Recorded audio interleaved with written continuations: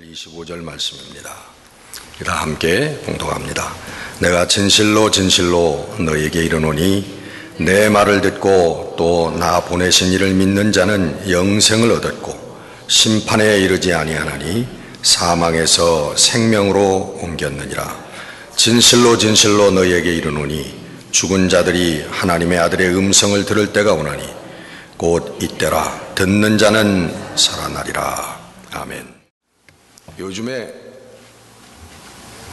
잘 산다, 그 사람 잘 살아요 그러면 그 무슨 뜻이에요?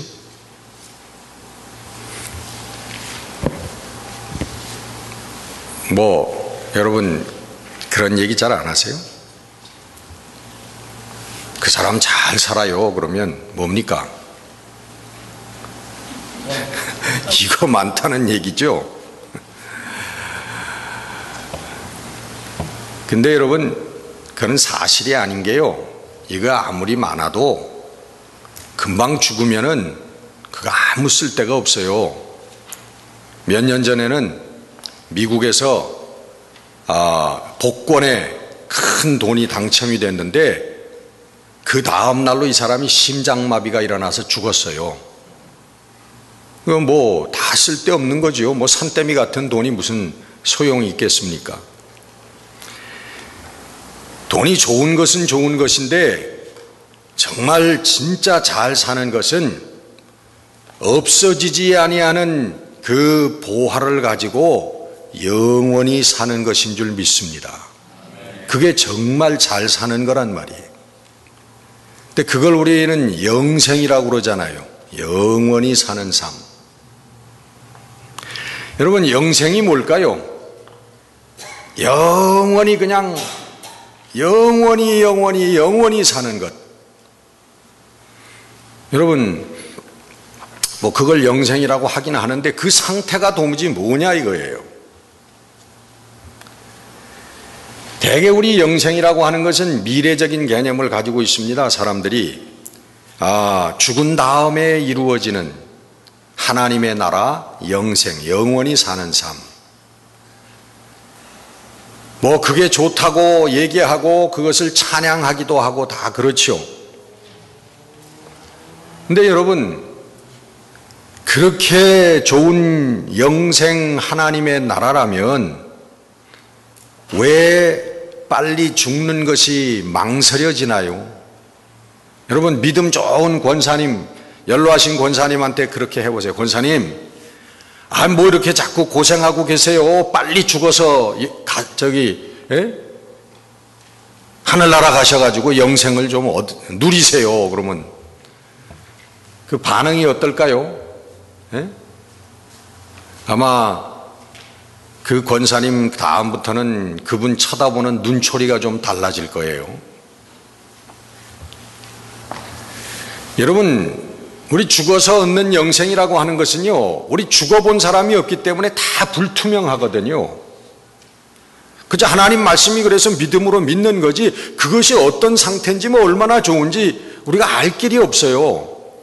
불투명하단 말이에요. 그래서 죽음이라고 하는 것은, 죽음 이후라고 하는 것은 우리에게 두려운 존재입니다. 모르기 때문에. 근데 오늘 본문에는 우리 예수님께서 놀라운 말씀을 하고 계십니다. 예수님께서 영생이라는 게 뭐냐 하면 내 말을 듣고 또 나를 보내신 이를 믿는 자는 영생을 얻었고 그러고 있습니다. 오늘 지금 now and here, 오늘 여기에서 예수님의 말씀을 믿고 예수님을 보내신 하나님을 믿으면 우리가 영생을 가지고 있는 것이라고 얘기하고 있습니다. 할렐루야. 여러분 정말 예수님의 말씀을 믿는 사람은 이미 그 속에 영생이 있는 줄 믿습니다. 그 사람은 영생을 살고 있는 사람인 줄 믿습니다. 문제는 그 믿음이 없다는 것입니다.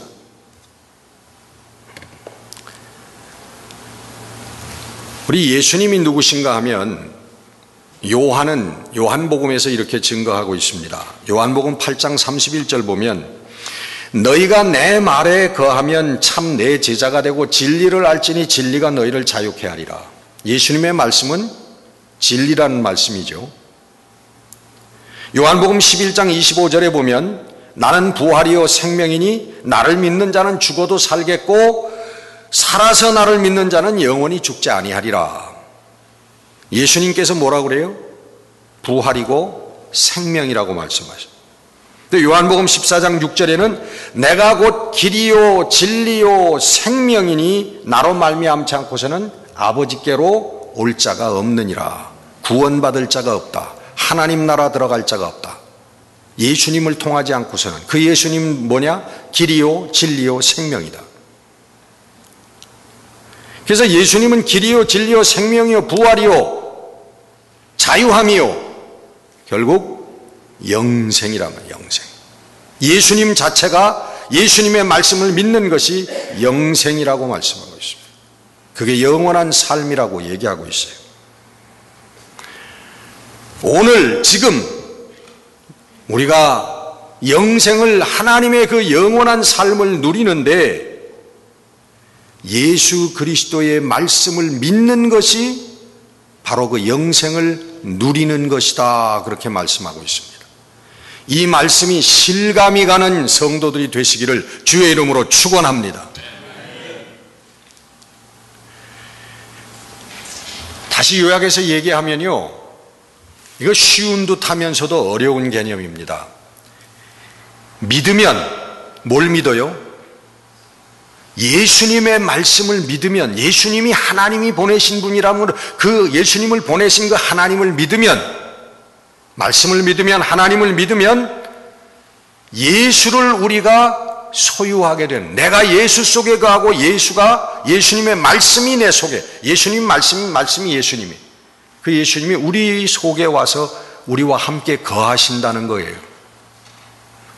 그래서 그것이 바로 영생을 누리는 거다. 그렇게 말씀합니다. 쉽게 얘기하면, 간단하게 얘기하면 예수님이, 우리가 믿음으로 말미암아 예수님이 우리의 삶에 내 마음속에 오시면 우리는 이미 영생을 얻었고 영생을 사는 사람들이라는 겁니다. 할렐루야. 그래서 25절에는 사망에서 생명으로 옮겼느니라. 그렇게 말씀하고 있어요. 예수님의 말씀을 믿으면 예수님의 그 진리, 예수님의 그 생명이 예수님과 함께 우리에게 오기 때문에 예수님과 하나 되어지는 것이고 영생을 사는 것이고, 그것은 또 뭐라고 말씀하시냐면 하나님과 하나 되는 것이라고 말씀하고 있는 거예요.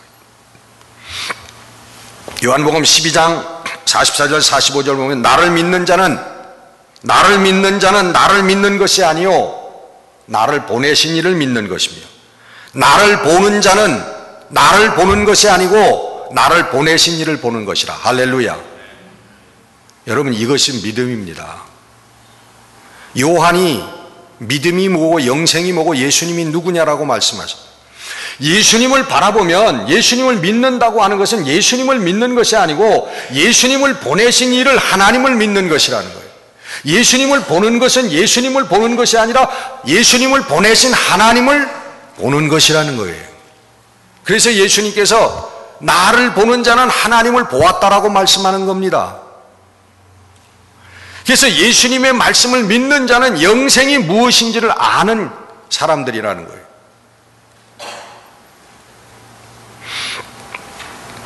여러분, 이 믿음으로 우리가 국적이 달라지는 거예요.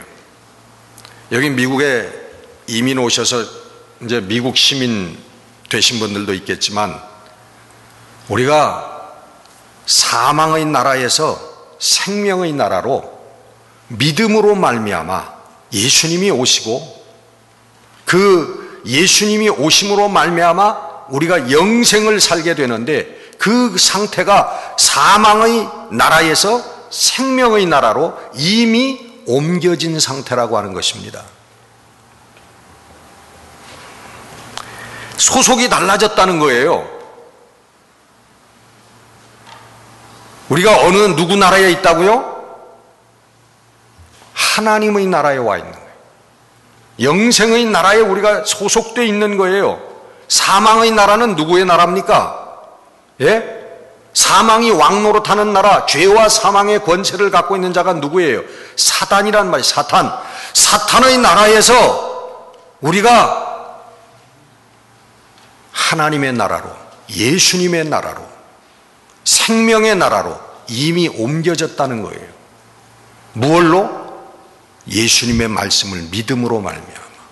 그 믿음으로 옮겨졌다는 거예요. 자, 우리가 여러분 중요한 것은 이겁니다. 우리가 하나님의 나라로 옮겨졌습니다. 생명의 나라로 옮겨졌습니다. 사망에서 영생으로, 생명으로 옮겨졌어요. 그러면 여러분, 우리가 세상에 살 때는 세상의 법을 따라서 살았습니다. 근데 이제 하나님 나라에 우리가 들어와 있으면요, 이제는 하나님 나라의 법을 지키는 사람들이 되어야 된다는 거예요. 여러분, 이것이 성경이 우리들에게 말하고 있는 중요한 점입니다.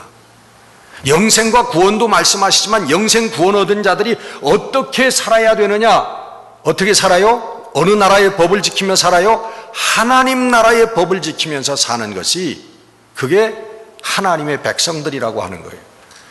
여러분, 한국에 살면 한국 백성이 되면 한국의 법을 지켜야 되는 거고, 미국에 살게 되면 미국의 법을 지켜야만 그 미국의 백성이 되는 것입니다. 미국의 국민이 되는 거예요. 사탄의 나라에 살 때는 사탄의 법을 지켰고, 하나님 나라에 살 때는 영생의 나라에 살 때는 영생의 법을, 하나님의 법을 우리가 지켜야만 된다는 거예요. 여러분, 법을 지킨다고 하는 거, 하나님 나라의 법을 지킨다고 하는 게 뭡니까? 하나님 나라에 살기에 합당한 우리 마음과 정신을 가진다는 거예요. 하나님 나라에 살기에 합당한 백성으로서의 마음을 가지고 사는 게, 그게 하나님 나라에 사는 모습이란, 가치관의 변화라고 늘 말씀을 합니다. 이게 여러분, 내가 변화시키려고 해서 변화되는 게 아니에요. 내가 변하고 싶어서 변화되는 게 아니라는 말이죠. 내가 예수님의 말씀을 믿음으로, 그 참 믿음이 내 가슴을 점령할 때에 예수님이 함께 거하시게 되는 거고, 영생이신 예수님이 오셨기 때문에 우리가 사는 삶이 영생의 삶이 된다고 하는 것입니다. 그럴 때에 그 영생의 나라에 사는 마음에 합당한 마음으로 변화가 된다는 거예요. 여러분, 세상의 마음이 무엇입니까? 세상에서 사는 마음. 첫째는, 세상의 마음은 위선적인 마음입니다. 위선적인 마음이 뭐예요? 표리부동하다는 거예요. 겉과 속이 다른 삶이라는 것입니다. 꽤 오래전에 어느 교회에 장로님의 아들이 가출을 했습니다. 가출을 해가지고요, 오랫동안 방황을 하다가 여차여차한 과정을 통해가지고 돌아왔습니다. 근데 그 가출의 이유가 뭐냐고 나중에 알아보니까, 장로님인 자기 아버지의 위선적인 삶 때문이라는 거였어요. 교회에서는 거룩하고 교회에서는 신앙과 믿음이 충만한 사람 같은데, 집에 가면 술 마시고 자기 어머니를 두들겨 패고 자기에게 폭언을 쏟아붓는 그런 위선적인 아버지의 모습 때문에 그 아들이 가출을 했다는 거예요. 근데 옛날에 그 얘기를 듣고 그 아들도 참 힘들었겠구나 하는 생각을 했지만, 진짜 힘든 사람은 누구예요? 그 아버지란 말이에요. 장로님이란 말이에요. 여러분, 이중적인 생활을 하는 것처럼 괴로운 일은 없습니다. 겉과 속이 달라야만, 달리 표현해야만 하는 삶은 참 힘든 삶이에요. 어떤 살인자가 옛날 뭐 살인 그 공소시효가 옛날에 뭐 10년인가 그랬다죠. 근데 공소시효가 거의 끝나기 직전에 잡혔어요. 이 사람이 조금만 참으면 되는데 술집에서 친구들하고 술 마시면서 그 얘기를 한 거예요. 이제 거의 날짜가 다 됐는데. 그래가지고선 그게 꼬투리가 돼가지고 잡혔습니다. 잡히니까 이 사람이 뭐라고 한 줄 아세요? 어이, 시원하다. 그렇게 얘기해요. 10년 동안 살인자인데 살인자가 아닌 척하고 살려고 이중적인 위선적인 삶을 살려고 했던 그의 삶이 너무너무 힘들었다는 거예요. 자다가도 서너 번씩 벌떡벌떡 일어나고, 예? 누가 잡으러 오지 않나 늘 전전긍긍하고 사람들 앞에서는 선한 척 하려고 하고 하는 이 위선적인 표리부동한 삶. 우리 이 겉과 속이 다른, 겉에서는 끊임없는 물질과 명예와 쾌락에 대한 욕망을 가지고 살면서 겉으로는 그렇지 않은 척하고 사는 이 위선적이고 표리부동한 삶이 오늘 구원받지 못한 사람들의 삶이라고 하는 것입니다. 신앙적으로 얘기하면 율법적인 단계라는 거죠. 율법적인 신앙의 단계. 우리가 법을 지키고 하나님의 말씀을 지키려고 하지만 우리의 힘으로는 지켜지지가 않는 것입니다. 사랑하려고 하지만 사랑이 안 되는 것입니다. 사랑해야지 하고 맘먹고 사랑하게 되면 여러분 무슨 문제가 있겠습니까? 안 되는 거예요. 미운 사람 미운 것이고 고운 사람 고운 것이고 보기 싫은 사람 보기 싫은 거예요. 절대로 변하지 않습니다. 내 능력으로는 안 돼. 내 교양과 훈련으로는 되지 않습니다.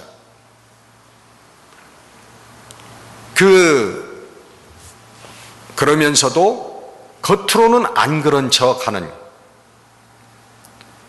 이게 율법적인 단계입니다. 그래서 율법을 지키려고 하는 사람은, 율법적인 신앙을 사는 사람들은요 끊임없이 괴롭습니다.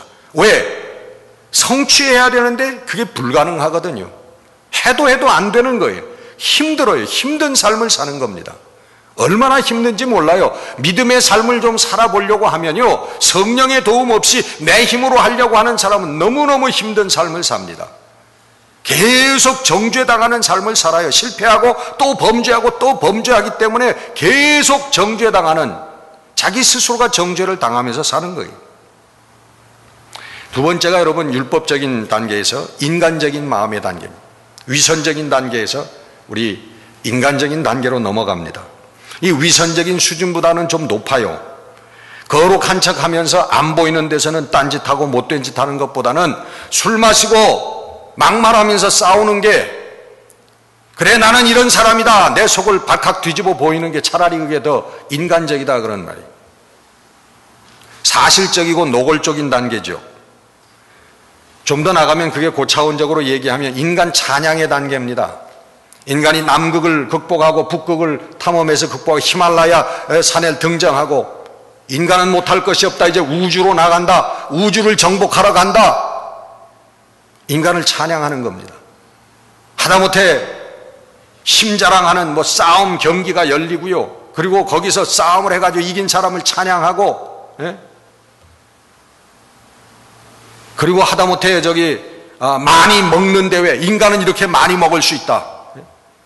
우리 무슨 고시성을 가진 분인가, 그 여자분이, 한국 여자분이 먹는 핫도그 50몇 개를 먹고 우승하는 대회, 그런 거 여러분 신문에 보셨어요? 가끔 그분이 나오던데. 하다못해 맥주를 이만한 드럼통으로 몇 개씩 마신다. 우리 인간이 이렇게 위대하다. 인간을 찬양하는 단계, 인간적인 단계. 그 다음 단계가 여러분 거기에서 하나님께 순종하는, 말씀에 순종하는 믿음의 단계라고 하는 것입니다. 나의 마음과 생각이 바뀌는 겁니다. 예수님이 오심으로 말미암아, 하나님의 말씀을 믿음으로 말미암아 내 마음이 바뀌는 거예요. 사망에서 생명으로 옮겨지는 단계고, 여러분 그 사람은 사실은 무엇을 해도 오케이입니다. 염려할 게 없는 사람이 어디 갔다 놔도 오케이고요. 무슨 일을 해도 오케이입니다. 벗어남이 없어요. 공자가 인간이 60이 되면 아무리 자기 마음대로 행해도 법에서 어긋남이 없다. 벗어남이 없다. 그런 얘기를 했는데 바로 그 단계라고 설명할 수 있을 거예요.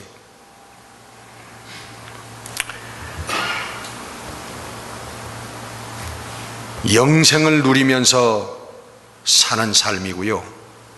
그 사람에게 가면 영생의 냄새가 나는 그런 삶의 믿음의 삶입니다. 로마서 8장 2절에 보면 생명의 성령의 법이라고 나온 죄와 사망의 법과 생명의 성령의 법이라고 하는 얘기가 나옵니다. 이 생명의 성령의 법으로 사는 모습이라는 것이죠. 여러분, 죄와 사망의 법은 뭡니까?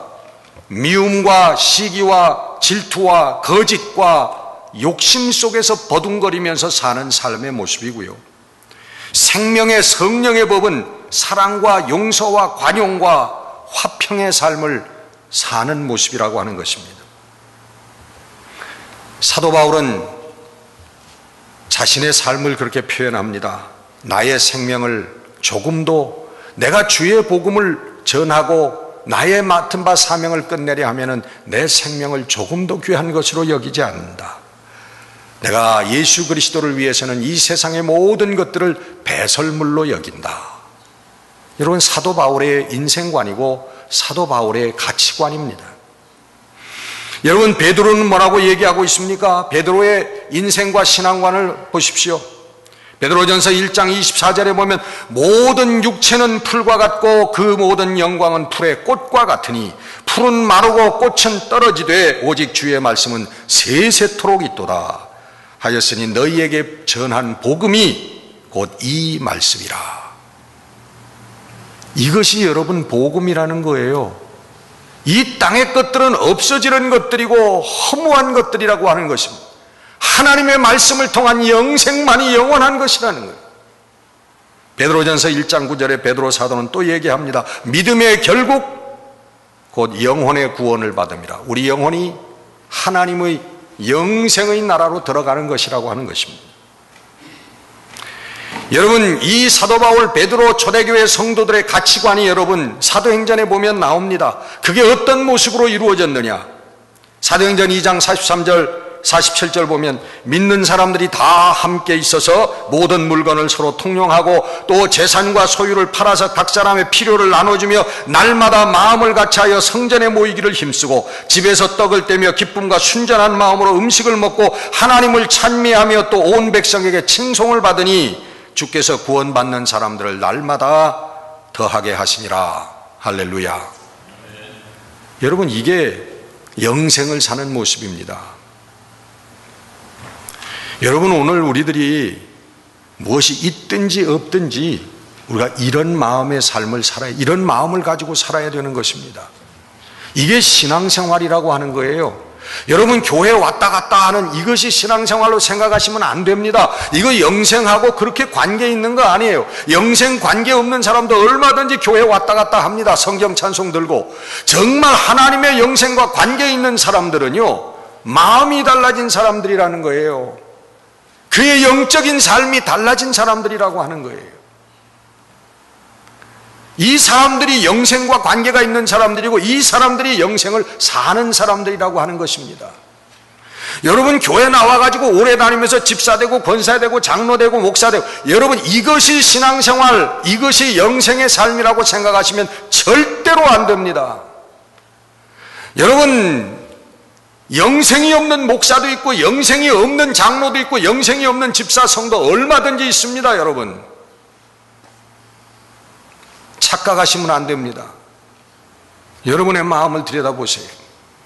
내 속에 정말 예수님이 와 계시고 내 속에 정말 영생이 와 있는, 내가 지금 영생의 삶을 살고 있는가? 여러분의 삶을 점검하셔야 돼요.